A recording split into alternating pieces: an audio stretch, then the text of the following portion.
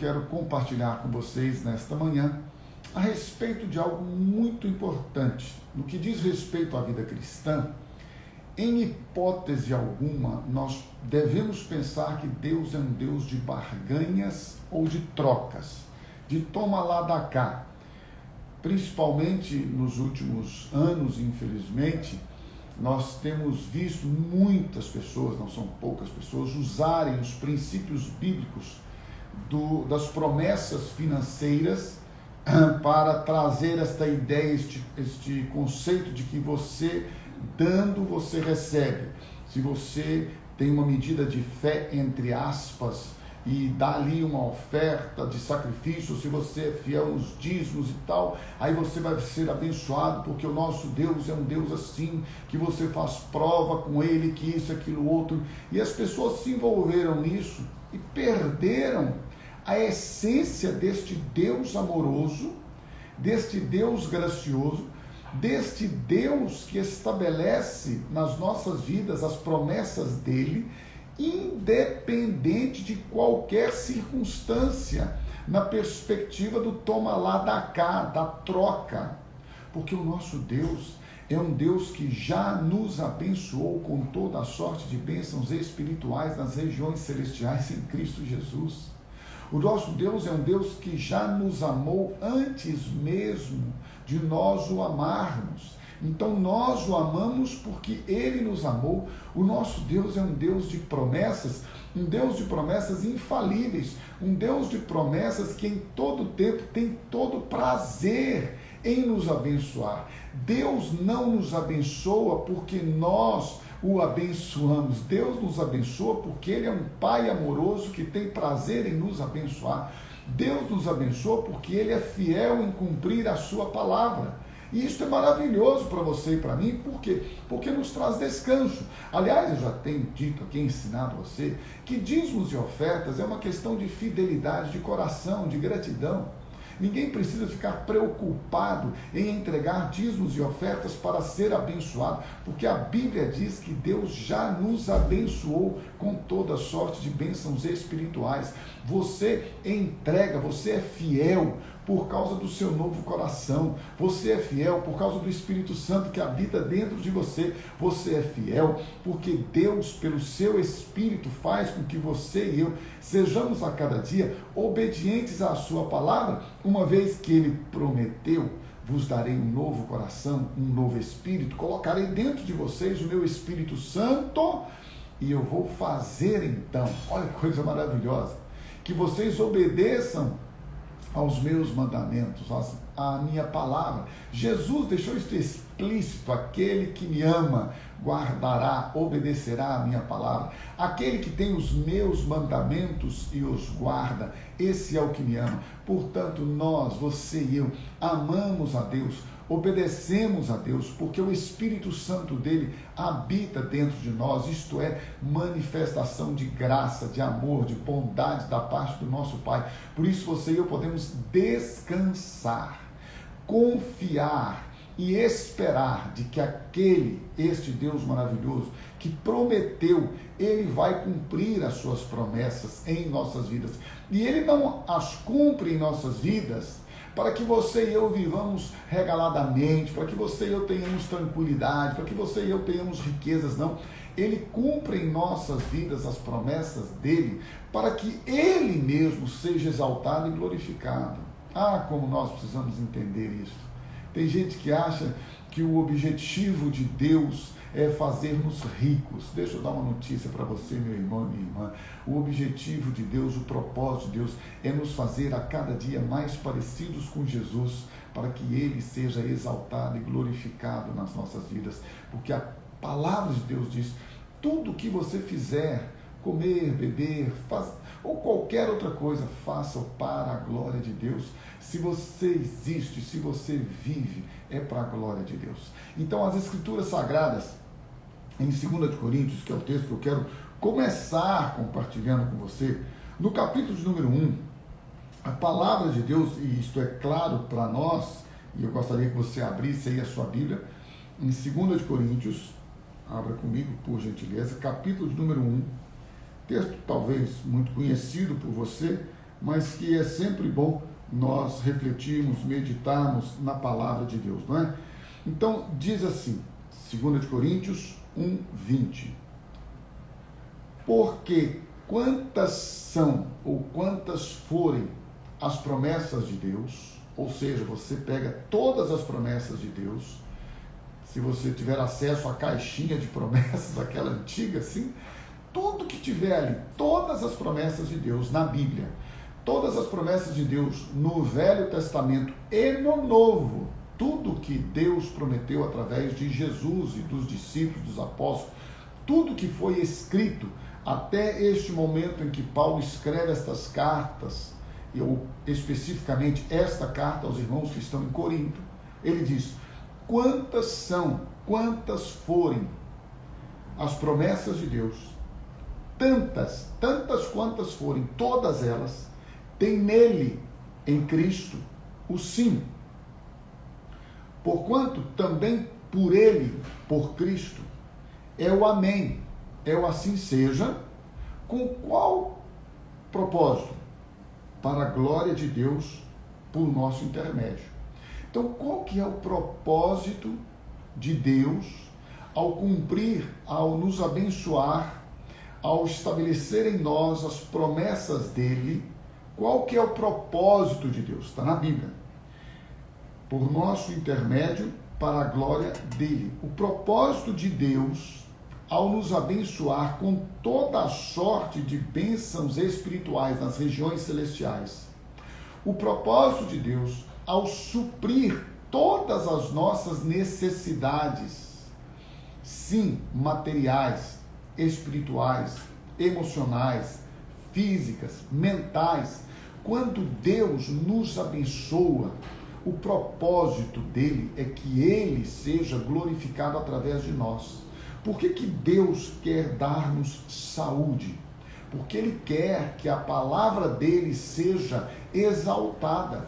Ele declarou que quando Jesus estava na cruz, ele atraiu sobre si o nosso pecado, a nossa iniquidade, as nossas dores, as nossas doenças. Por isso que é importante, diante dos princípios de Deus, você e eu trabalharmos a essência. Óbvio que eu não estou dizendo aqui que todo mundo que orar, que todo mundo que repreender, que todo mundo que impuser as mãos sobre os enfermos e os ungir com óleo será bem sucedido, ou você e eu mesmo, quando oramos pedindo a Deus a cura de uma enfermidade, seremos atendidos em tudo que nós ouvimos, porque existe sim a soberania de Deus, o sobrenatural de Deus. Isto é claro nas Escrituras Sagradas. Mas para nossa mente limitada e humana, nós temos que entender que enquanto tivermos fôlego de vida, saúde, lucidez, nós precisamos cumprir e profetizar a palavra de Deus que diz: imporão as mãos sobre os enfermos e esses ficarão curados. Ele tomou sobre si todas as nossas dores e enfermidades. Pelas suas pisaduras, pelas suas feridas, nós fomos curados. Então, enquanto eu tiver forças, a não ser que Deus confirme no meu coração que esta enfermidade, que esta doença, que porventura você ou eu estejamos vivenciando, é algo para nosso crescimento, para nosso aperfeiçoamento, e Ele nos levará, e Ele nos chamará, ok. Aí, se você não quiser mais orar e somente glorificar a Deus pelo aperfeiçoamento, porque a Bíblia diz que Jesus Cristo foi aperfeiçoado por aquilo que sofreu. Então nós nunca devemos ficar murmurando, reclamando por causa do sofrimento, porque o sofrimento na Bíblia, quando ele vem por causa do Evangelho, por causa da palavra de Deus, por causa daquilo que Deus está fazendo em nós, ele serve para nosso crescimento. Sofrimento não é para nós sofrermos, sofrimento é para nós crescermos. É isso que a gente precisa entender. Muitas vezes nós não deixamos ou não encerramos algum tipo de sofrimento, não é só físico, de saúde, não, nas nossas vidas, algum tipo de provação, porque ainda não passamos para o nível, para o outro degrau, não subimos, não fomos ainda aperfeiçoados para que Deus seja glorificado. Então lembre-se disso, não importa o que você e eu estejamos vivendo, a luta que estejamos passando, os problemas que estejamos enfrentando, uma coisa é certa: Deus é fiel, jamais deixará de cumprir a sua palavra, suas promessas. Portanto, é importantíssimo que nós possamos, muitas vezes, dizer: Senhor, abrevia este tempo, aperfeiçoando-me conforme a tua vontade, fazendo-me a cada dia conforme a imagem, a semelhança do teu Filho, porque o teu propósito é esse, que através da minha vida o teu nome seja exaltado e glorificado, na pessoa do Filho de Deus, do teu Filho, de Jesus, aperfeiçoado em mim. Ora, a Bíblia diz assim: o Senhor fará de vocês o seu povo santo, conforme prometeu sob juramento, se obedecerem aos mandamentos do Senhor, o seu Deus, e andarem nos caminhos dele. Deuteronômio 28, 9. Então veja, sempre a promessa de Deus é aperfeiçoar-nos, sempre a promessa de Deus é levar-nos a uma experiência de crescimento, até porque a palavra de Deus diz: crescei na graça e no conhecimento do Senhor Jesus. Então a promessa de Deus, o princípio de Deus para a sua e para a minha vida é crescimento, é aperfeiçoamento. Você e eu precisamos crescer, nós precisamos evoluir, e este crescimento ele se dá nas nossas vidas através do cumprimento, do estabelecer das promessas de Deus. Espiritualmente, nós citamos aqui repetidas vezes que Deus já nos abençoou com toda a sorte de bênçãos espirituais, mas nem sempre nós estamos limpos o suficiente, nós nos despojamos o suficiente dos maus hábitos do velho homem. Entenda, o velho homem já foi crucificado, a natureza carnal já foi despojada, o pecado já foi aniquilado, mas nós somos humanos, limitados, finitos, e existem hábitos na nossa vida que precisam ser lançados fora, precisam ser despojados, tirados de nós. O Espírito Santo vem e nos mostra, muitas vezes, diante das circunstâncias de dor, de sofrimento, de luta, de tribulação, de provação, de privação, às vezes, como o próprio apóstolo Paulo diz, de necessidades.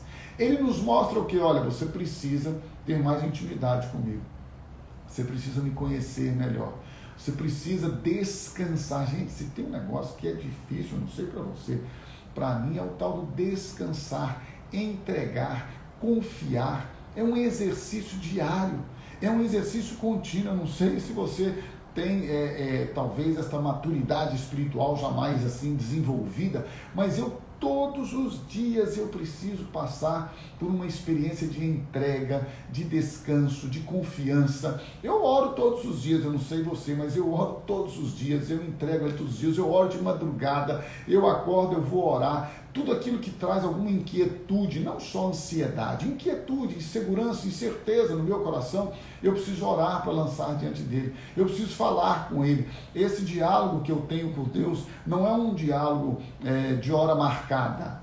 Olha, agora todos os dias eu tenho um horário marcado. Eu acho bacana, eu também faço isso de acordo com a minha disponibilidade de horários. Eu gosto disso, de ter o horário, de me quebrantar, de ter um tempo melhor, maior. Mas no dia a dia, no tempo, aqui hoje, agora, aqui daqui a pouco acaba a live, eu vou começar a envolver com isso, aquilo, outro.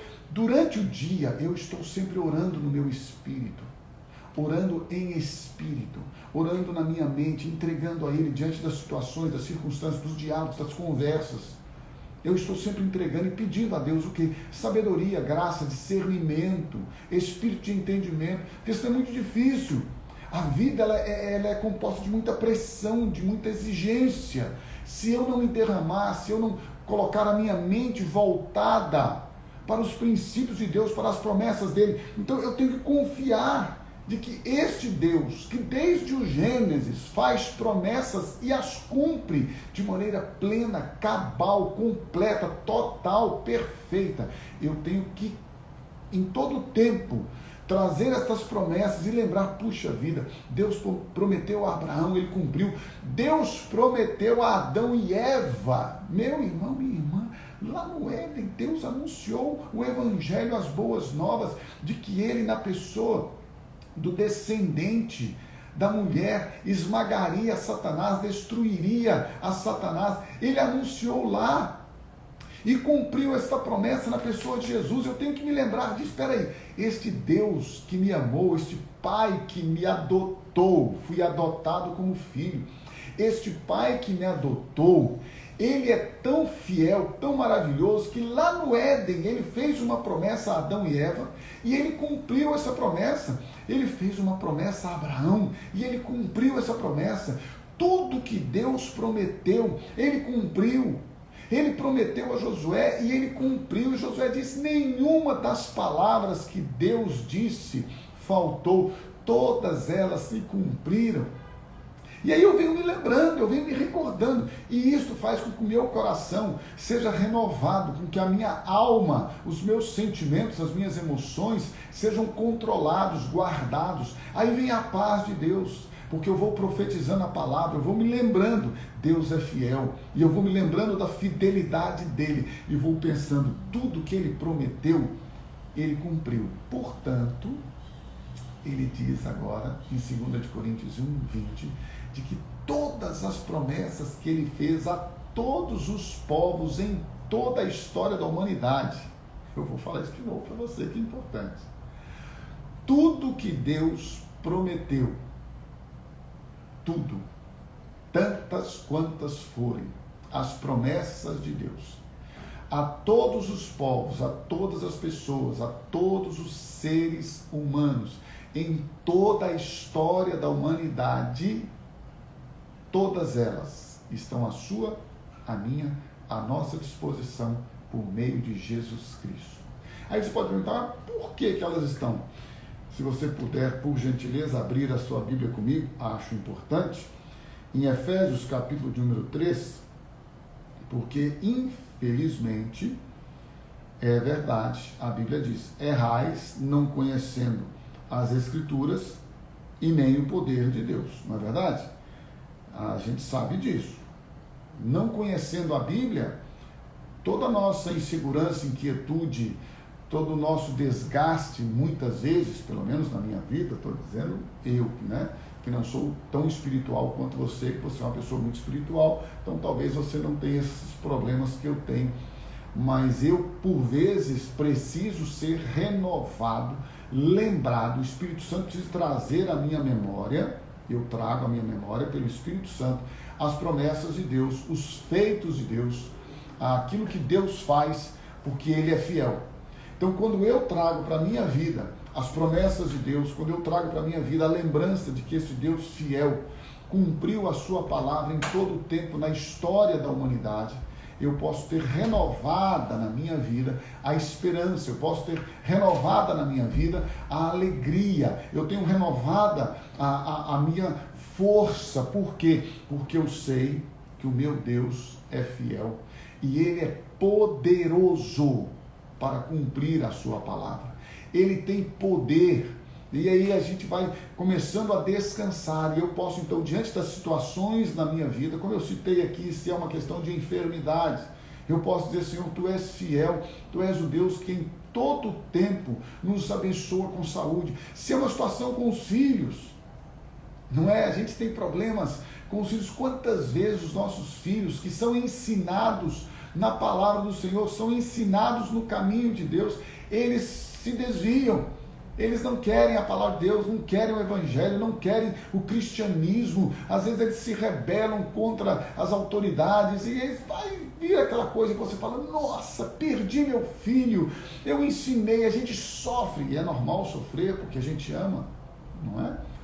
Mas deixa eu lhe dar uma notícia: a palavra de Deus diz que nós não teremos filhos para a perdição, mas que todos os nossos filhos serão discípulos do Senhor. E aí a gente faz o quê? A gente renova essa promessa na nossa mente, no nosso coração, e profetiza isso abençoando os nossos filhos, nunca amaldiçoando, nunca ameaçando, nunca expelindo, nunca fazendo troca. Se você fizer isso, aquilo, outro, isso é terrível, não faça isso.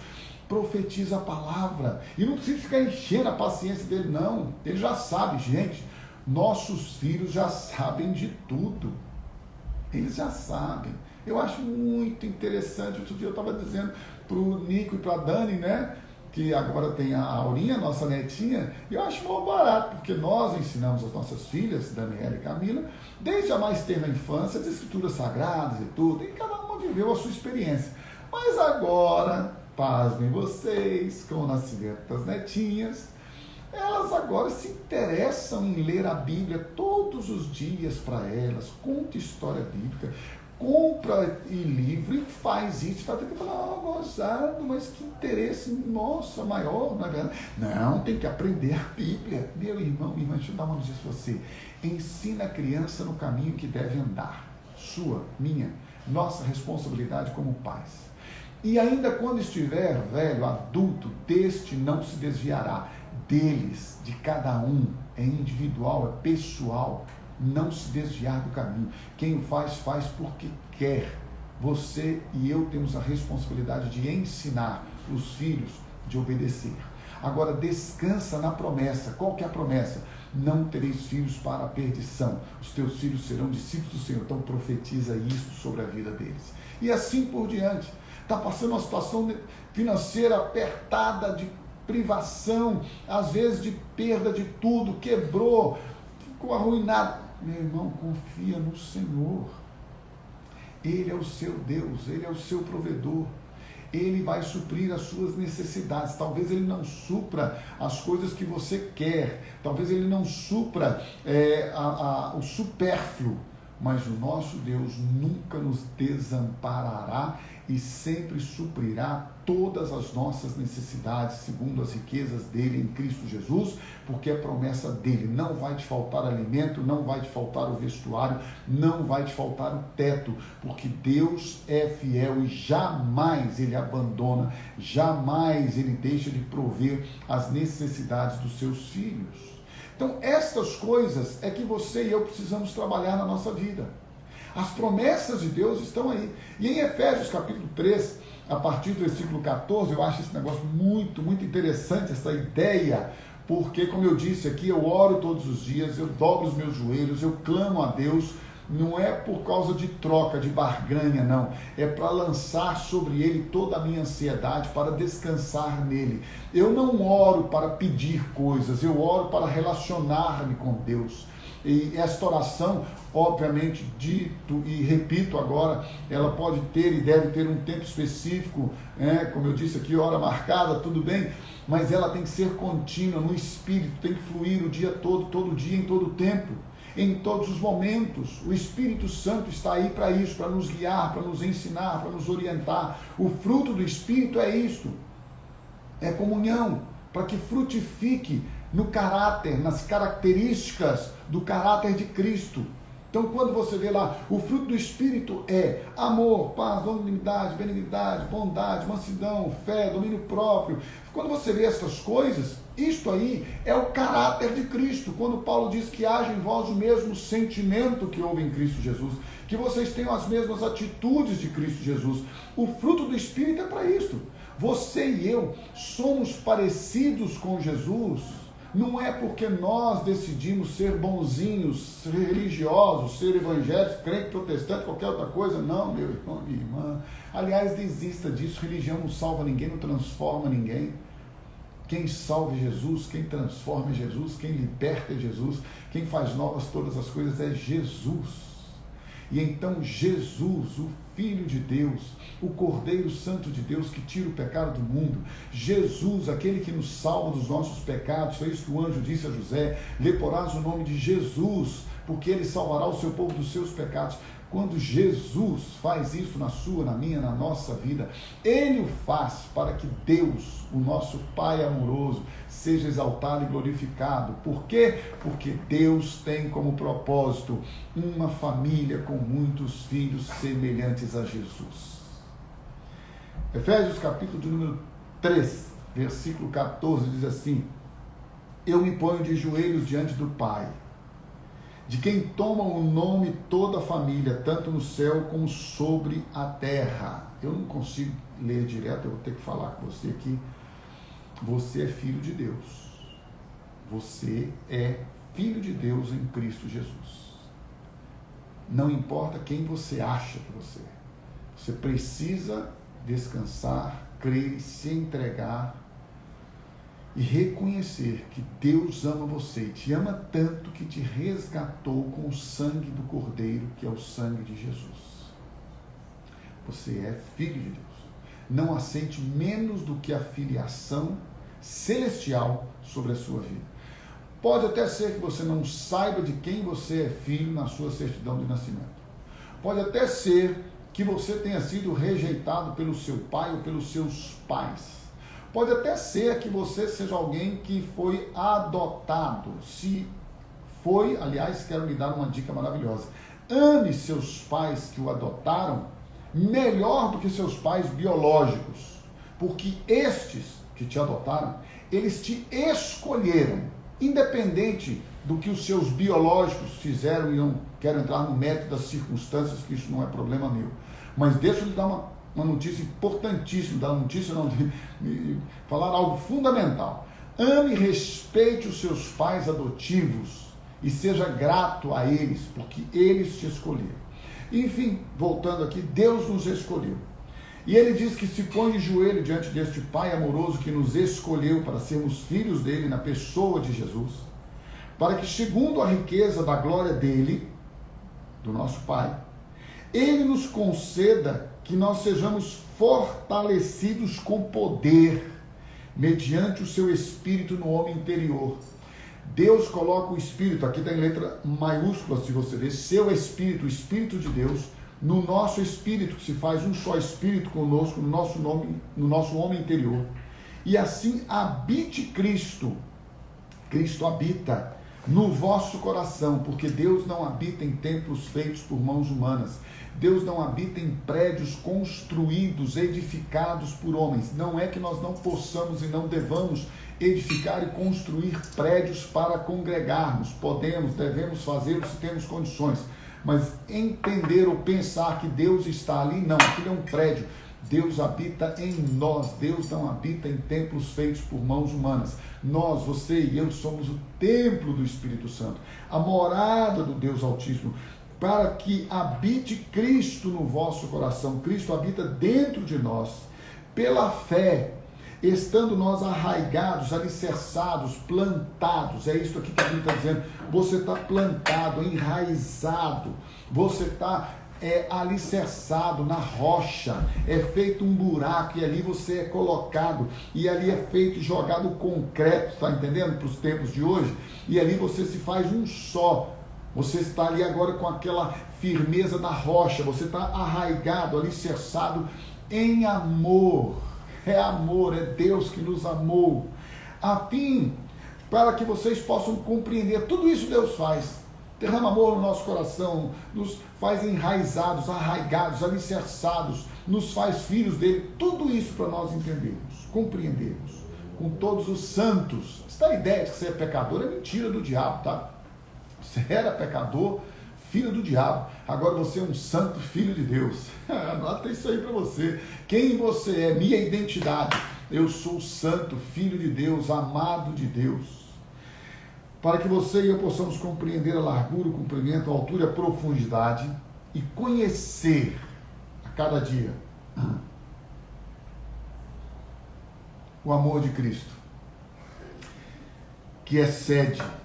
É isso que as pessoas ficam loucas. O amor de Cristo, ele excede todo o entendimento.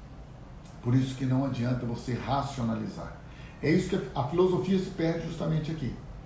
Porque ela é extremamente importante, eu gosto, para pensar, para expandir, né, a nossa visão de mundo, de existência, de ser. Eu acho muito legal pensar. Ok, isso é maravilhoso e digo, insisto, deve ser feito. Mas há algo que é sobrenatural, há algo que é fruto de um milagre, de uma soberania que não tem mente humana capaz de perceber. Então ele diz, olha, o Espírito Santo é dado para vocês compreenderem a profundidade, a largura, a altura, mas vocês têm que entender que o amor de Cristo, ele excede todo entendimento. Não tem jeito, às vezes você quer compreender, às vezes você fica indignado, por que Deus ama tanto aquela pessoa, por que Deus faz isso com aquela pessoa e não faz comigo? Larga de ser invejoso e vai buscar intimidade com Deus e conhecer, para que você conheça o amor de Cristo. Para de tomar conta da vida das pessoas. E hoje, gente, você imagina que hoje em dia eu tenho visto, eu ouvi falar, alguém me falou e vi, gente que vive de fofoca gospel, cuidando da vida dos outros, falando o que acha da vida dos outros. Meu Deus, onde nós chegamos, hein? Você já pensou? Gente que fica falando, põe lá as enquetezinhas para falar da vida do outro, misericórdia. Pessoas que não cuidam da própria vida normalmente querem falar da vida dos outros. Mas voltando aqui para nós, para você entender que este amor maravilhoso de Deus, você e eu podemos experimentá-lo. A Bíblia diz que ele excede toda a compreensão e intelectualidade humana, para que vocês sejam tomados então de toda a plenitude de Deus, tudo que tem na plenitude, naquilo que é, para que vocês sejam preenchidos, para que vocês sejam totalmente cheios, plenos do amor de Deus, do conhecimento deste amor. E aí você pergunta, bom, tá, mas o que isso tem a ver comigo? Como é que funciona? Deus faz, não faz, quando faz, como faz, que hora que faz? Então deixa eu dar uma notícia para você, bíblica. Efésios capítulo 3, versículo 20 diz assim: ora, diante de tudo isso aqui, né, você sabe que isso aqui é uma carta que não tem capítulo e versículos, ok? Não é uma carta, está sendo escrita, carta que Paulo escreve aos irmãos que estão em Éfeso. Carta. Depois, posteriormente, para melhor entendimento, leitura, para nós, você, para mim, foi dividido em capítulos e versículos, mas é uma carta. Então, ele vem escrevendo a carta, e aí ele diz, ora, aquele, para ele, aquele que é poderoso para fazer infinitamente, você e eu não sabemos o que representa, infinitamente é para sempre, não é? Infinito, não tem fim, não é finito, infinito, não tem fim. Então, coisa de Deus mesmo, né? Aquele que é poderoso para fazer infinitamente aquilo que não tem fim, que não acaba, que não cessa, mas ele faz mais do que tudo. Eu gosto dessas expressões, irmãos, essa palavra, do que tudo. Você poderia falar, será que ele é poderoso para fazer infinitamente mais daquilo que eu oro, daquilo que eu entendo, daquilo, tudo quanto pedimos ou pensamos? O que você pediu a Deus? Ah, eu pedi isso. Ele pode fazer mais. O que você está pensando na sua vida a respeito de Deus? Ele pode fazer mais. Deus faz mais. Deus faz infinitamente além de tudo que nós pedimos ou pensamos. Conforme, detalhezinho importante, fundamental, o seu poder que opera em nós. Chave sobrenatural. A chave sobrenatural está aqui, ó. Conforme o poder dele, o seu poder que opera em nós. Ou seja, o que você e eu somos se não canais, instrumentos de Deus para a glória dele? É isso que nós somos. O que você é? O que eu sou? Instrumento, canal de Deus, para que as promessas dele se cumpram na minha vida, para que ele seja glorificado. Meu irmão, minha irmã, você e eu não recebemos as bênçãos de Deus para a nossa glória. Você não recebe dons para a sua glória, para você dizer, eu sou um cara que tem dons. Por que eu tenho dons? Porque eu busquei, jejuei, pedi a Deus e lá, e aí eu sou cheio de dons. Dá uma notícia para você. Os dons é Deus quem distribui a igreja conforme Ele quer para a edificação da igreja, não é para a sua glória, para você dizer que você tem dom. A Ele, a este Deus que faz infinitamente além daquilo que pedimos ou pensamos, Ele faz de maneira plena em tudo quanto pedimos ou pensamos. A este Deus que opera em nós segundo o seu poder, segundo a sua graça e bondade, a Ele seja a glória, sempre a Ele seja a glória, na igreja e em Cristo Jesus, por todas as gerações, para todos sempre. Amém. Este é o princípio de Deus, esta é a vontade de Deus para a sua, para a minha, para a nossa vida, que eu espero que você receba nesta manhã, com muita alegria, com muita gratidão e com muita paz.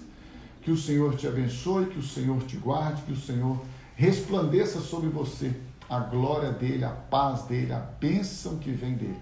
E que em todo tempo, esta é a minha oração sobre a sua vida, sobre a minha vida, aquele que em nós começou esta boa obra de salvação e de aperfeiçoamento, ele mesmo venha a completá-la até a volta de Cristo Jesus.